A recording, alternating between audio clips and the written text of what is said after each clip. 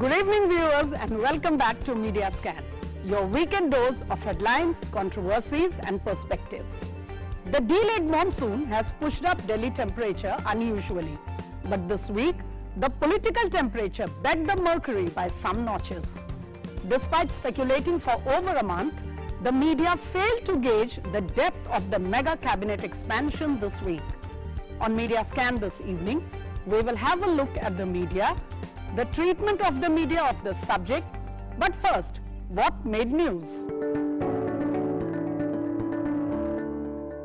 Prime Minister Narendra Modi on Wednesday made significant changes in his team of ministers, including 36 new faces, relieving a few earlier ministers and promoting some junior ministers to cabinet rank.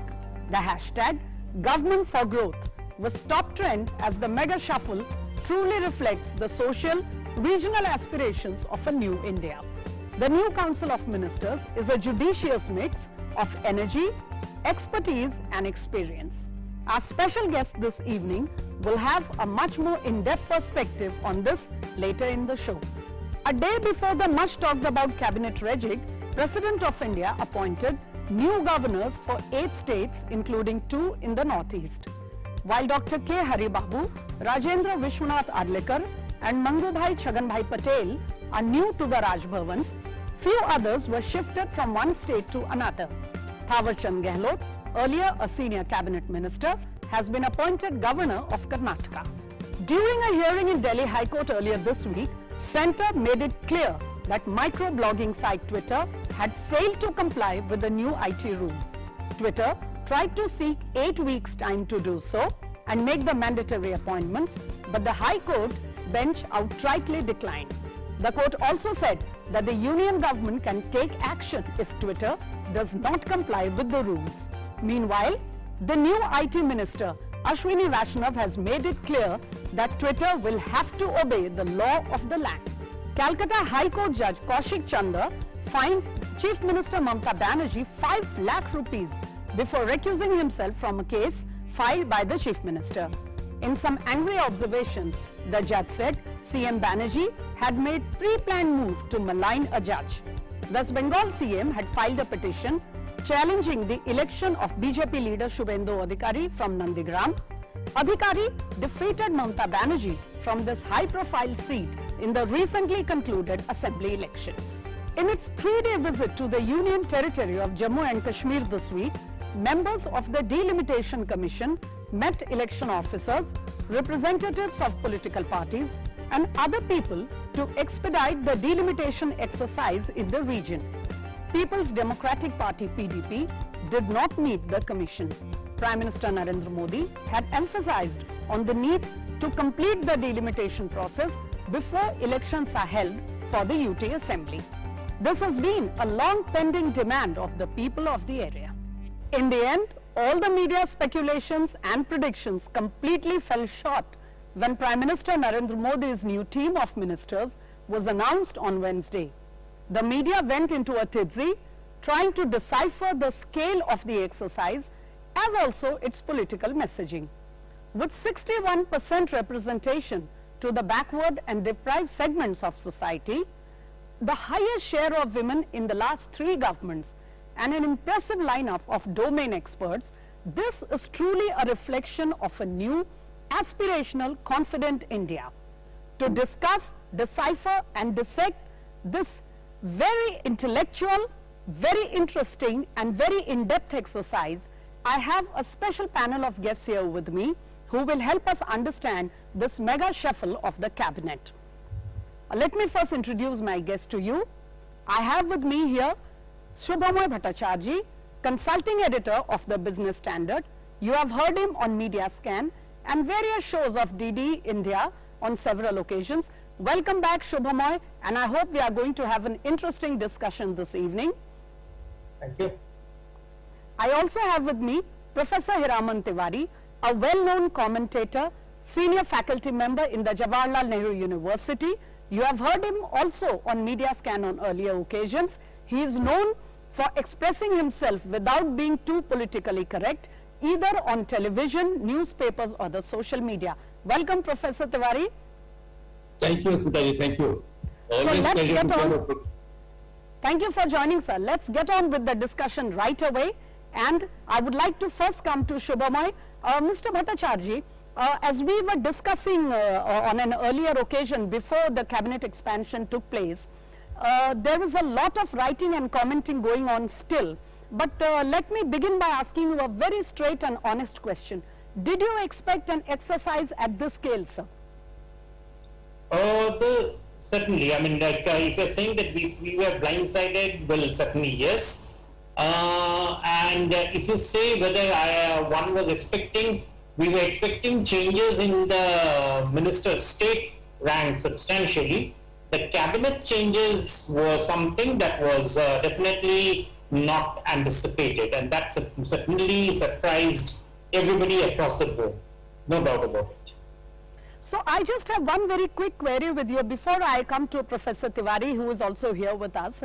I was reading some of the editorials and particularly the commentaries on the expansion, and one common word that I could hear in several newspapers and television commentaries was the word reset.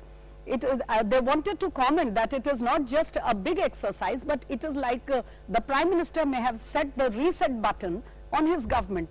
But to be honest, Mr. Bhattacharjee, do you really think this is a reset that he has pressed? Well, you know, it's, in fact, I would go more to say it's not just reset, it's actually something very substantial. And there's very good reason for it. And why has it been done? See, in democracy, cabinets come, cabinets get redone. Reshuffles are not something that India has not been party to. That happens with governments. Of course, in the India government, it has happened with far less frequency, but it does happen. But the context of this exercise is what makes it such a very significant exercise. And what would that be?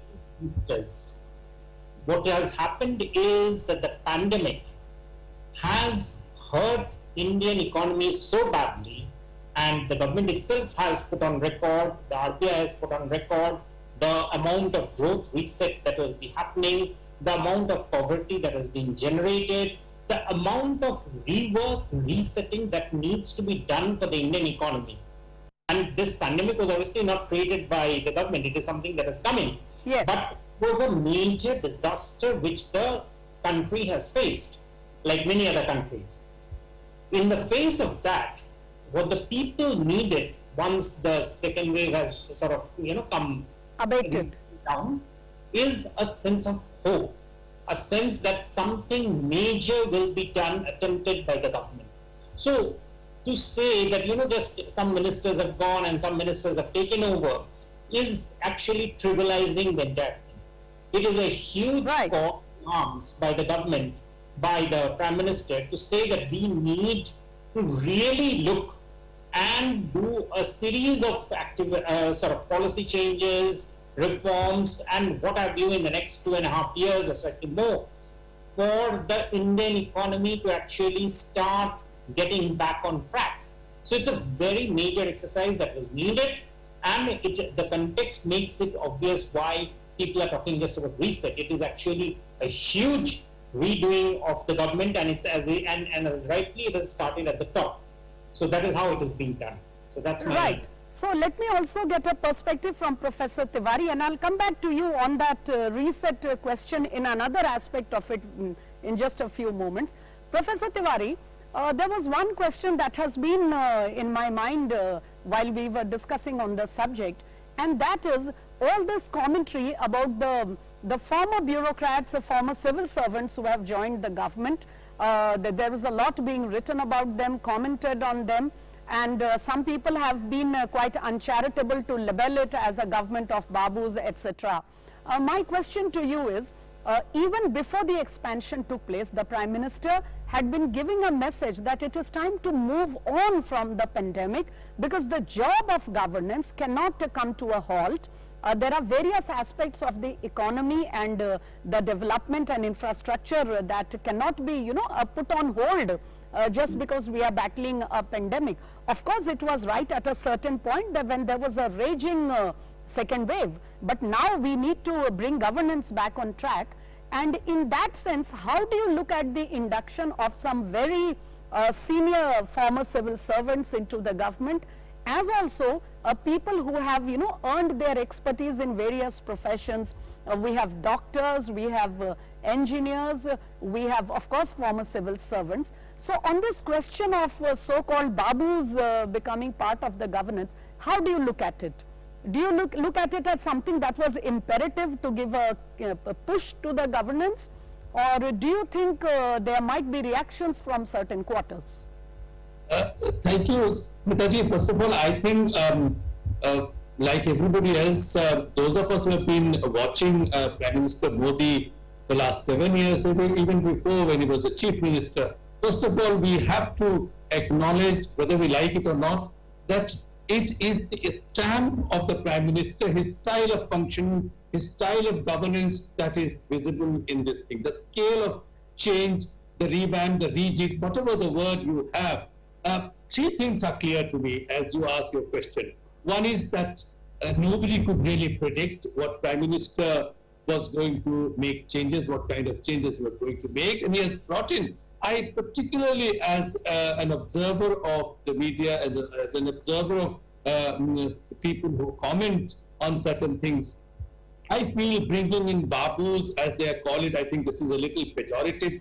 They too are the voters, they are stakeholders in the society. Just because they have not come, one or two of them have not come directly by through the ballots, like from Lok Sabha and other thing, it doesn't make them, in fact, makes them even more responsible in their job. And it is the prerogative, as everybody says, the cliche goes of the Prime Minister, to bring in the people with whom he can work. So I am really not sure what people mean when they say the babus have been brought in. Only one babu I could see. The other babu that people are talking about is the second term Lok Sabha MP and also has been minister for a long time. Only one babu who has come, in whom the Prime Minister wanted to repose his faith for something he wanted a continuation or get it done. That is a totally misplaced criticism or commentary, in my opinion. The second point I wanted to make, to take this opportunity, there are three things I'm very excited about this cabinet expansion. One is, as you have quite rightly mentioned, the representation of India, particularly the social section, and most importantly, the representation of women, which excites me most. When in the last 30, 40 years have we got this level of representation? I'll come to the representation of, allow me, sir. Allow me, Professor Tiwari, I'll come back to you, both on the social regional reflection of the new council, as also the participation of women in much bigger numbers. But before that, I wanted a quick analysis from Shubhamoy here. Mr. Bhattacharya, first of all, this announcement just before the cabinet expansion about the creation of a new Ministry of Cooperation, the Home Minister taking charge of it himself, and what it might mean to you as a senior seasoned business journalist and analyst, as also a citizen of the country. Well, I don't know about the seasoned part, but it definitely is very interesting.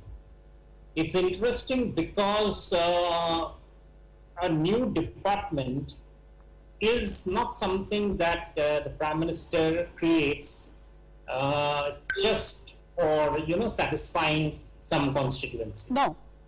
In this case, it has been, in fact, it has not even allies. So the question of jobs for the boys argument does not hold.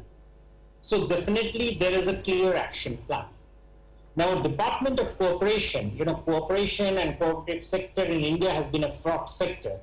And this is a sector where there's been lots of political developments over decades in India.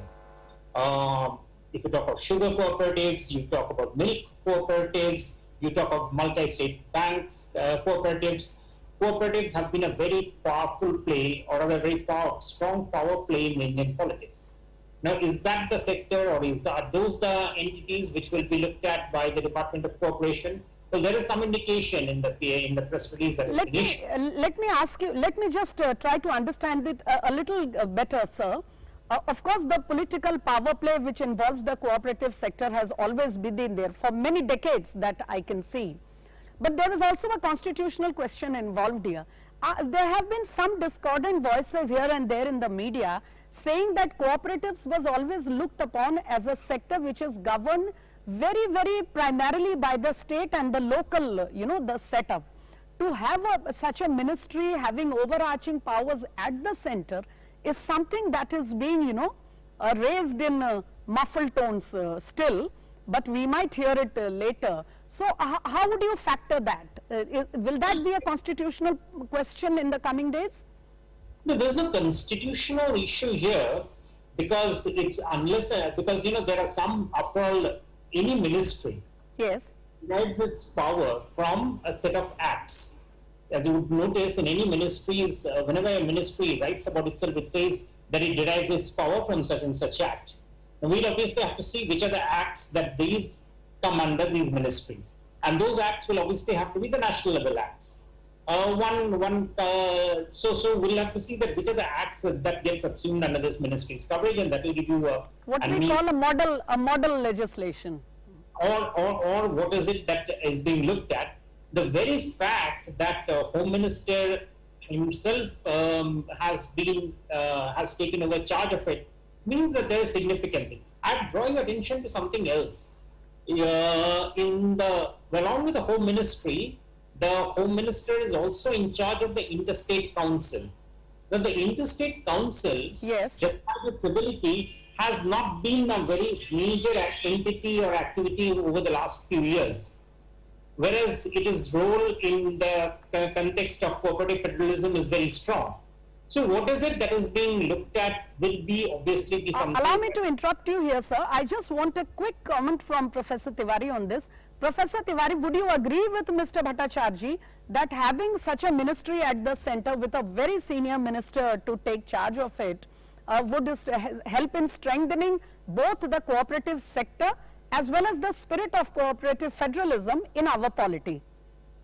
I would think so. Largely, I think he is absolutely right that the cooperative ministry, which used to be earlier, very long ago, a ministry of this kind, where now, of course, because you know the many cooperatives like Amul and others have really made significant changes in the society, and the certain regions are really prospering because of that. So that is certainly one of the reasons to boost the economy, to boost the interaction, to boost certain type of cooperative industry to come up, particularly at the time of pandemic when we are facing such a difficult economic situation.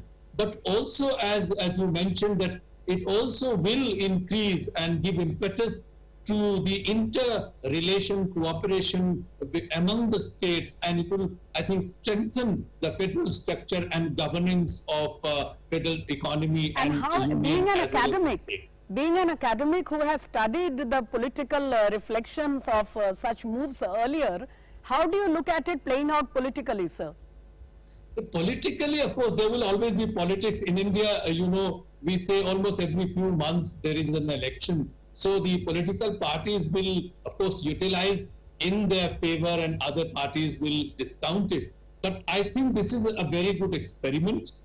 Otherwise, the Prime Minister, this Prime Minister in particular, would not have taken this initiative to restart or to start a fresh sort of ministry and give it to one of the most senior ministers in the cabinet. And right.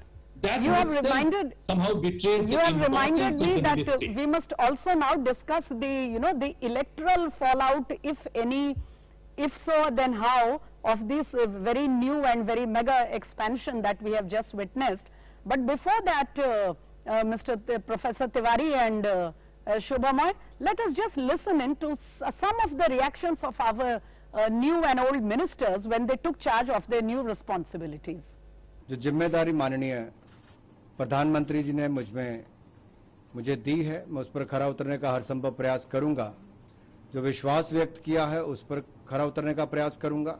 जो भी जिम्मेदारी हमको देंगे, हम उस पर खरा उतरना, ये हमारा प्राथमिकता है। मैं प्रधानमंत्री श्री नरेंद्र मोदी जी, हमारे पार्टी के अध्यक्ष श्री नड्डा जी, गृह मंत्री अमित शाह जी को तहे दिल से धन्यवाद अर्पित करना चाहता हूं।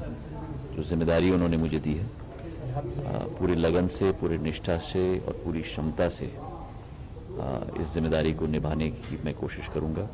देखिए, कोई भी काम संजीदगी के साथ, ईमानदारी के साथ पूरा किया जाना चाहिए और जिस हमारी जो नेतृत्व ने मुझ पर ये दायित्व दिया है, प्रधानमंत्री जी, गृह मंत्री जी, हमारे पार्टी के अध्यक्ष और पूरी टीम जिन्होंने इस दायित्व के लायक मुझको समझा है, मैं उनके प्रति आभार व्यक्त करना चाहती हूँ और ये भी कहना चाहती हूँ कि मेरी ओथ की एक एक शब्द, निष्ठा प्रतिज्ञा जो है, वो एक एक शब्द को हम सच्चा करके दिखाएंगे। I feel greatly honored and privileged by the trust that has been reposed by the Honorable Prime Minister. Right. So those were some of the reactions of the ministers this week when they took charge of their new portfolios. Shubha Moel, let me come to you on this. As Professor Tiwari was just mentioning about, there are always some or the other elections in the country, sometimes even, every other month. Now we are reading a lot and hearing a lot from our analysts and commentators about this expansion being so much about the forthcoming UP elections, and in particular mention we are finding Uttar Pradesh, Gujarat and Punjab.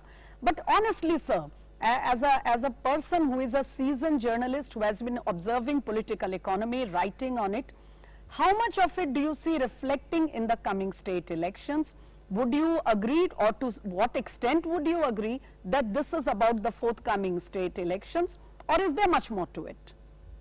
Much more is right. I mean, as we discussed before the break, that this reset is a far larger, what I should say, reorganization of government order affairs because of the pandemic. And I would still stick to that position, that this is essentially a response to that challenge of rebuilding the economy.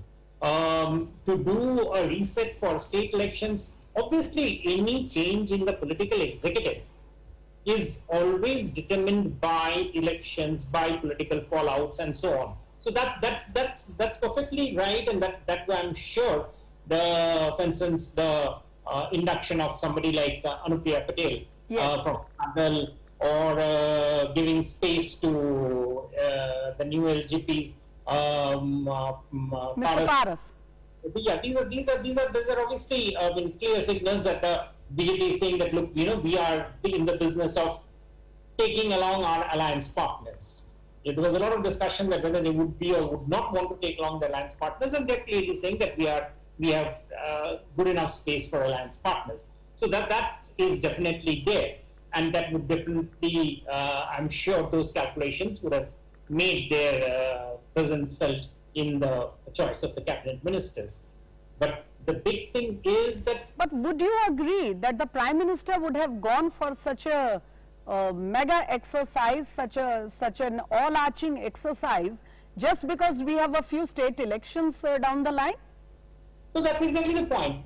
Those can't be this is not a normal time, a normal time we are looking at.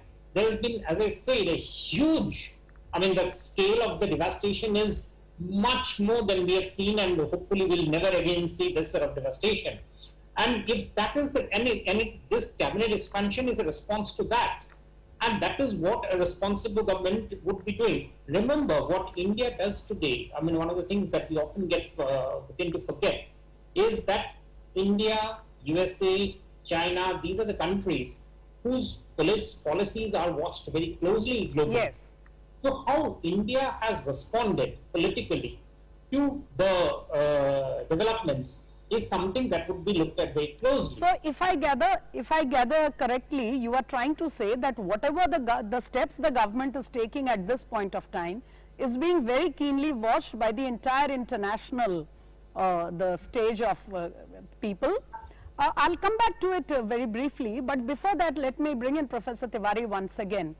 Professor Tiwari, on the social and regional and gender reflection of this new Council of Ministers, a huge number of OBC people from the OBC segment, a big number, a dozen members from the scheduled castes, a very high number from the scheduled tribe segments, and women. I have not seen such a big number of women in our Council of Ministers since 2004. My question to you, sir, is do you just look at it as giving representation to all the segments of the population, including not only various regions, but even sub-regions among those, the regions or states? So, a quick comment on that, sir, before I come particularly to the issue of women participation. Professor Tiwari. You are absolutely right. I think there is a very, very healthy and very positive representation of almost every section of society. As I said earlier, I'm excited about the fact that so many able women have been included. The number has gone up, I think, all-time high. That is one statistic that people will talk about. But other sections of society and the regions they are coming from. And I just want to reiterate that it's impossible to read the mind of this Prime Minister, this popularly elected Prime Minister. I also believe that even if there were no pandemic, the Prime Minister will have an exercise, perhaps not as large as it is now, as my colleague says, because of the pandemic, so many things have to be reassessed.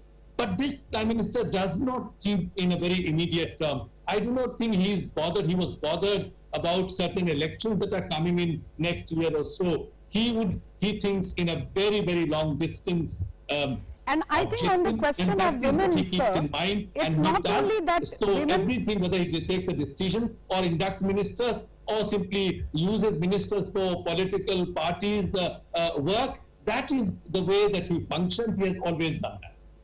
As you were talking of ability, sir, I think I would be happy to add that it's not just the number of women in the Council of Ministers. We should also be happy to look at the range of their backgrounds, you know. I mean, we have a doctor now, we have a finance expert, we have women who have been hardcore political workers in their own areas. We have Pratima Bhaumik from West Tripura, who is an agriculturalist. She comes from a farming background. So even if we look at the range of the women who are now part of the central government, it gives a very interesting, a very myriad reflection to the aspirations of the country. I really have completely no time left with me. A very, very quick comment from Shubha Moy before I have to wind up the show here. Shubha Moy, I was reading somewhere and somebody wrote that we saw a lot of commentary, we saw a lot of speculation on the cabinet expansion, but actually very little analysis. So very quickly, sir, I mean, how do you look at the media's entire treatment of this exercise? It'll be interesting to see how the media looks at the performance of the ministers as they come along vis-a-vis the challenges that they face. Right. And I think that is where we should be looking out for substantive work very soon. Thank you. Thank you for explaining it so well, Shubhamoy Bhattacharjee and Professor Hiraman Tiwari. It was such a pleasure to have you this evening, helping me and our viewers to understand and decipher the various messages and the meaning of this very interesting and this mega cabinet reshuffle that we have just witnessed.